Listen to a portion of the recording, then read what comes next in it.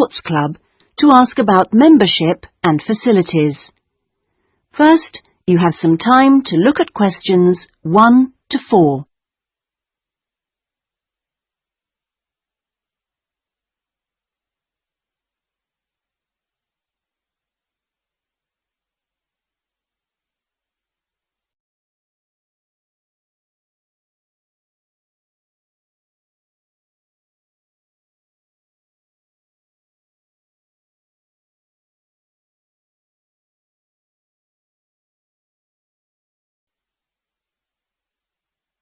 You will see that there is an example that has been done for you.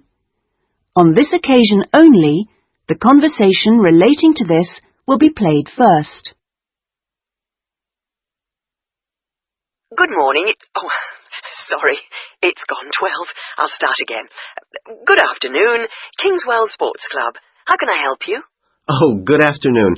I was wondering if you could give me some information about membership and facilities. The name of the sports club is Kingswell, so Kingswell has been written in the space.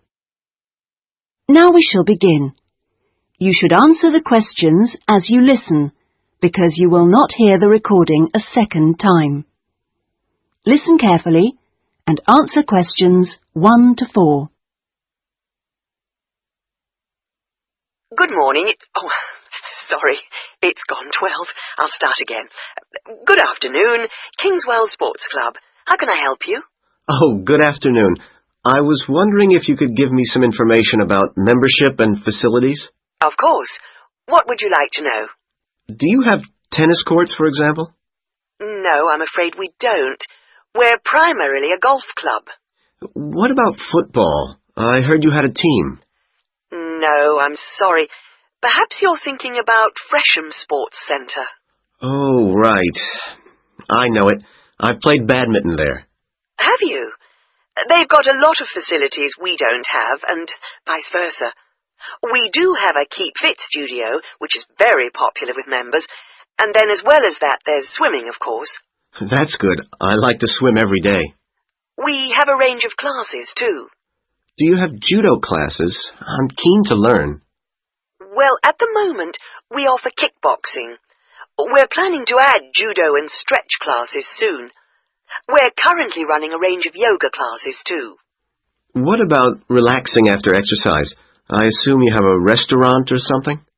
At the moment, we've got a salad bar, which is very popular. We'll also have a fully licensed restaurant by the end of the year. Sounds good. Before you hear the rest of the conversation, you have some time to look at questions 5 to 10.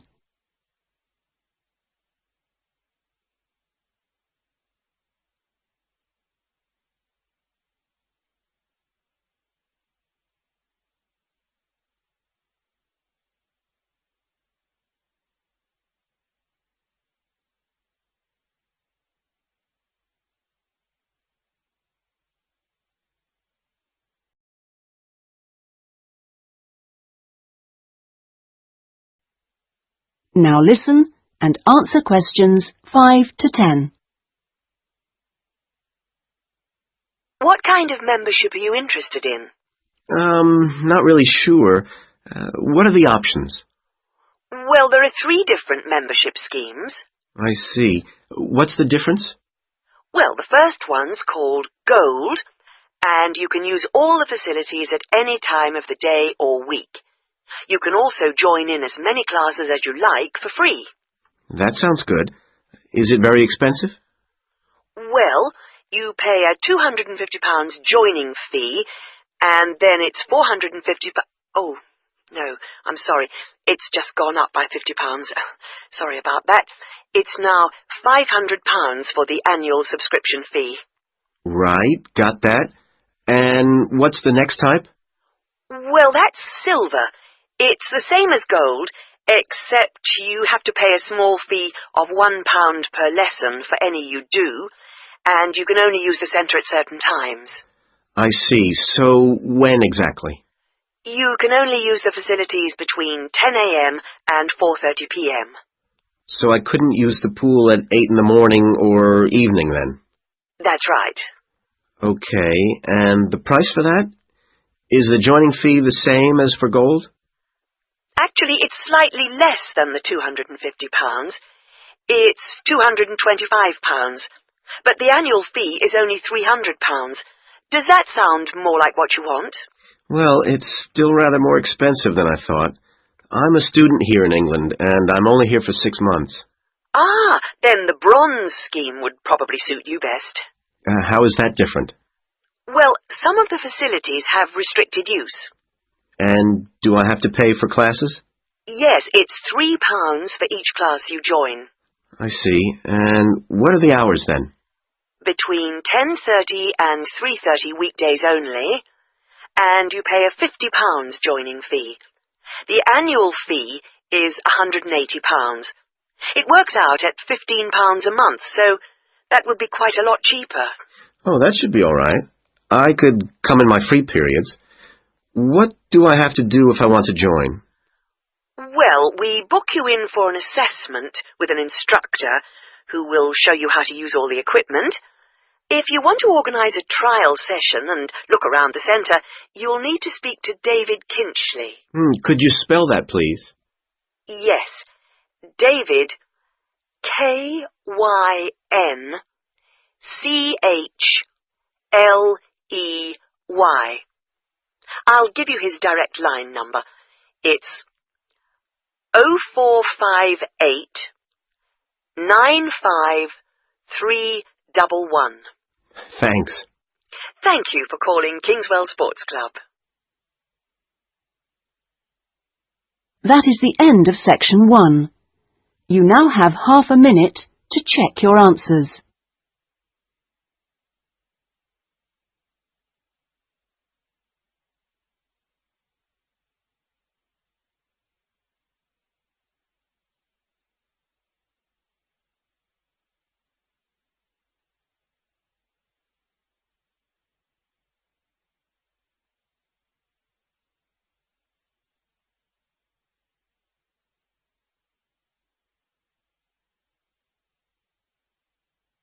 Now turn to section 2. Section 2. You will hear a local radio broadcast about the Rivendell City Theatre. First, you have some time to look at questions 11 to 16.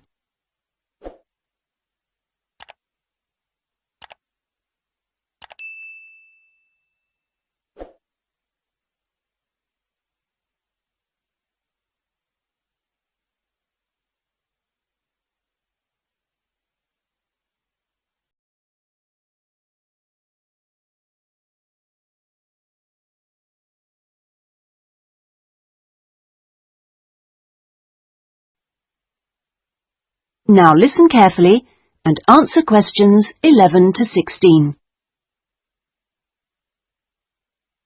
And here on Radio Rivendell, we have Lynn Rawley, the Public Relations Officer of our own Rivendell City Theatre. Hello, Lynn. Hello. Now, the theatre is reopening soon after its 3-year redevelopment program, isn't it? That's right, and there are a lot of improvements. The first thing people will see when they go in is that the foyer has been repainted in the original green and gold. Then the box office has been reoriented with its own access from the side of the building instead of through the foyer, which means it can be open longer hours and has more space too. The shop that used to be in the foyer, which sold books and CDs, is the one part of the redevelopment which isn't yet complete.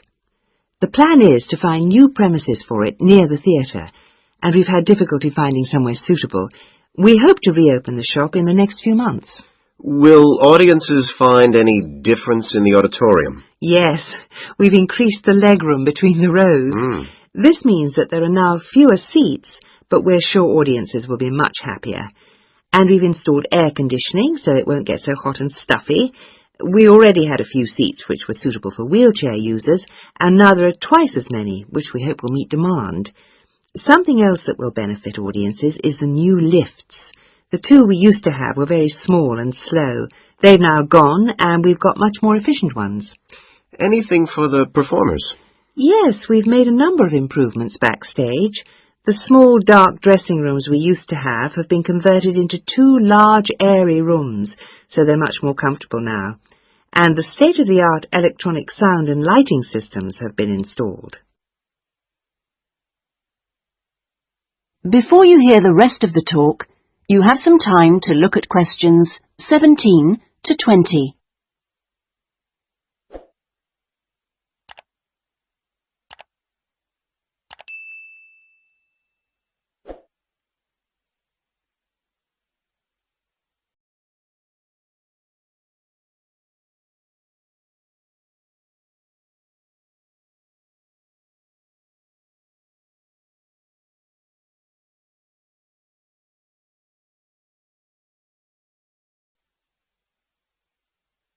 Now listen and answer questions 17 to 20.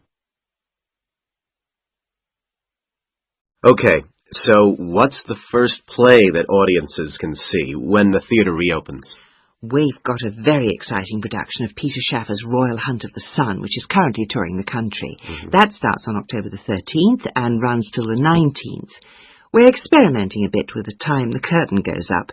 We used to start all our performances at 7:30, but that made it difficult for people to go home by public transport. So instead, we're beginning at 7, because at 9:45, when it finishes, there are still buses running. Tickets are already selling fast. The Friday and Saturday performances sold out almost immediately, and in fact now there are only tickets for Monday and Thursday. How much are they? We've introduced a simpler price structure. Ticket prices used to range from £6 to £30, but now they're all £18. They're available from the box office, in person, by phone, fax or post, or online. Okay, Lynn, now if you'd like to give the contact details for the theatre so that our listeners can... That is the end of section 2. You now have half a minute to check your answers.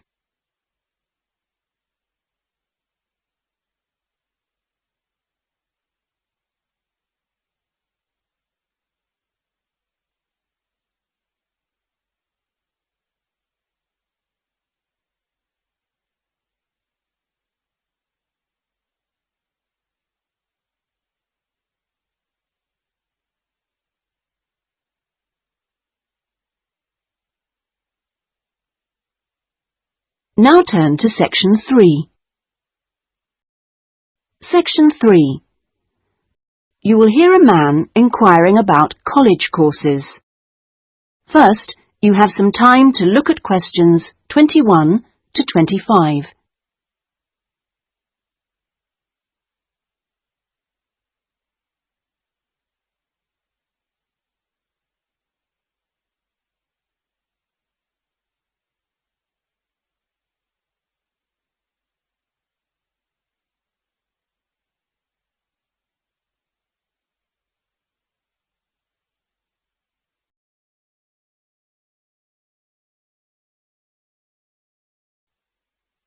Now listen carefully and answer questions 21 to 25.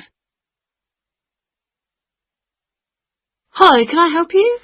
I was told to come here because I'd like to talk to someone about taking a management course. Right, I'm one of the tutors, so I should be able to help you. Oh, good. My name's Brian Ardley. I've decided to enrol on a part-time management course. A friend of mine took one last year and recommended it to me. Right. Is there anything I should do before the course, like reading or anything? We prefer to integrate reading with the course, so we don't give out a reading list in advance. But we like people to write a case study describing an organisation they know. I've already done that, as my friend told me you wanted one. But would it be possible to sit in on a teaching session to see what it's like? I haven't been a student for quite a while. Fine. Just let me know which date and I'll arrange it with the tutor. Now, could I ask you about the college facilities, please? Anything in particular? Well, the course is 1 day a week, all day, isn't it? So presumably it's possible to buy food. Yes, the refectory's open all day. Does it cater for special diets? I have some food allergies. Provided you warn the refectory in advance, it won't be a problem. Good. What about facilities for young children? I'd like to bring my daughter here while I'm studying. How old is she? 3. Then she's eligible to join the nursery, which is supervised by a qualified nursery nurse. The waiting list for a place is quite long, though, so you ought to apply now. OK. I don't know if our careers advice service would be of any interest to you. Yes, it might help me decide how to develop my career after the course. The centre has a lot of reference materials and staff qualified to give guidance on a one-to-one basis. I noticed a fitness centre next to the college. Is that for students? It's open to everyone, but students pay an annual fee that's much less than the general public pay. And presumably the college library stocks newspapers and journals as well as books. Yes, and there's also an audio-visual room for viewing and listening to videos, cassettes and so on. Is there also access to computers? Yes, your tutor will need to arrange with the technical support team for you to get a password, so ask him or her about it when you start the course. OK. Before you hear the rest of the conversation, you have some time to look at questions 26 to 30.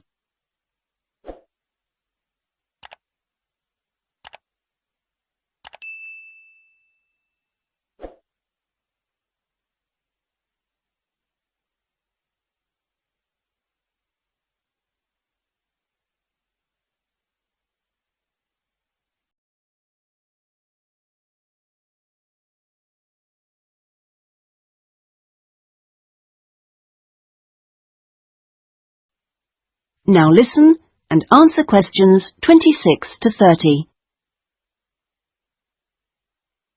By the way, do you know about our business centre? No, what's that? It's a training resource, a collection of materials for people to study on their own or use in their own organisations. You mean books and videos? Yes, and manuals for self-study, plus a lot of computer-based materials so people can work through them at their own speed and repeat anything they aren't sure about. And you can hire laptops to use in your own home or workplace, as well as printers that you can take away. Does it have anything that I could use to improve my study skills? I don't have much idea about report writing, and I'm sure I'll need it on the course. Oh yes, there's plenty of useful material. Just ask one of the staff. Does the centre cover all the main areas of business? Yes, topics like finance and of course marketing, that's a popular one. Local managers seem to queue up to borrow the videos. So it isn't just for students then? No, it's for members only, but anyone can join. How much does it cost? £100 a year for a company and £50 for an individual, with no discount for students, I'm afraid. Well, that's very helpful. Well, I think that's all. I'd better go home and fill in the enrolment form. Thanks for all your help. You're welcome. Goodbye. Goodbye. That is the end of section 3. You now have half a minute to check your answers.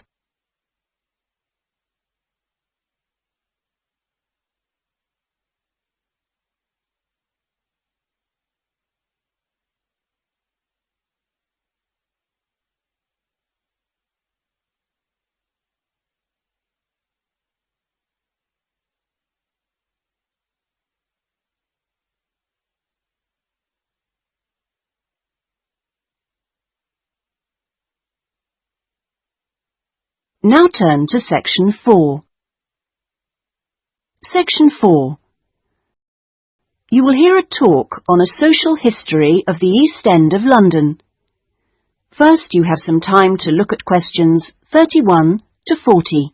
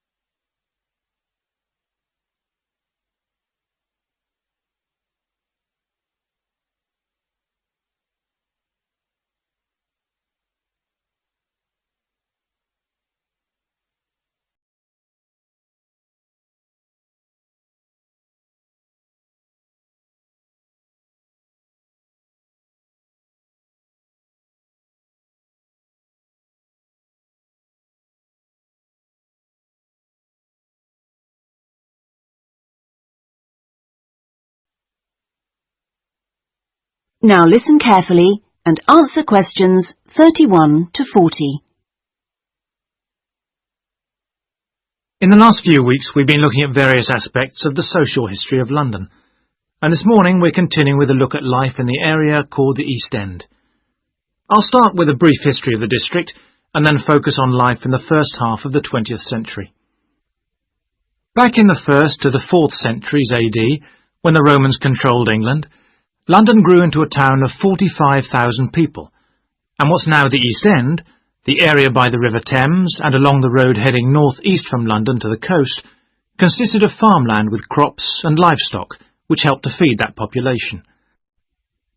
The Romans left in 410, at the beginning of the 5th century, and from then onwards, the country suffered a series of invasions by tribes from present-day Germany and Denmark, the Angles, Saxons and Jutes, many of whom settled in the East End. The technology they introduced meant that metal and leather goods were produced there for the first time, and as the East End was by the river, ships could transport goods between there and foreign markets. In the 11th century, in 1066 to be precise, the Normans conquered England, and during the next few centuries London became one of the most powerful and prosperous cities in Europe. The East End benefited from this, and because there were fewer restrictions there than in the city itself, plenty of newcomers settled there from abroad, bringing their skills as workers, merchants or moneylenders during the next few hundred years. In the 16th century, the first dock was dug, where ships were constructed, eventually making the East End the focus of massive international trade. And in the late 16th century, when much of the rest of England was suffering economically, a lot of agricultural workers came to the East End to look for alternative work. In the 17th century, the East End was still a series of separate, semi-rural settlements. There was a shortage of accommodation, so marshland was drained and built on to house the large numbers of people now living there. By the 19th century, London was the busiest port in the world, and this became the main source of employment in the East End. Those who could afford to live in more pleasant surroundings moved out, and the area became one where the vast majority of people lived in extreme poverty and suffered from appalling sanitary conditions.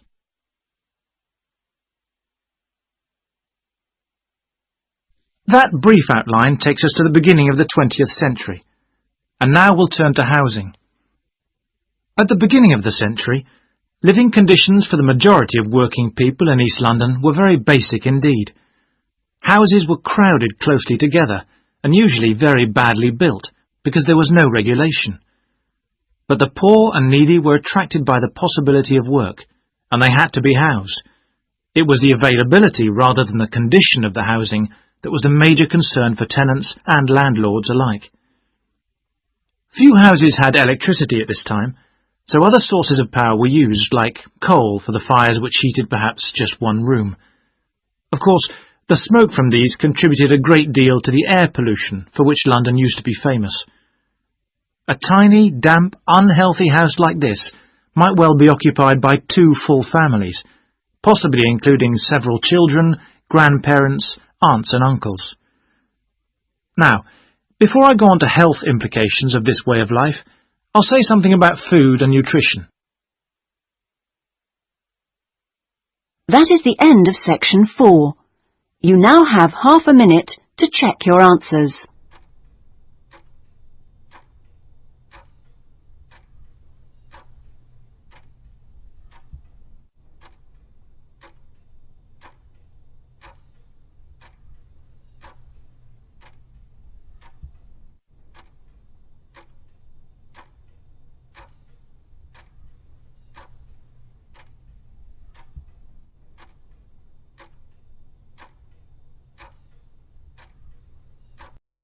That is the end of the listening test. In the IELTS test, you would now have 10 minutes to transfer your answers to the listening answer sheet.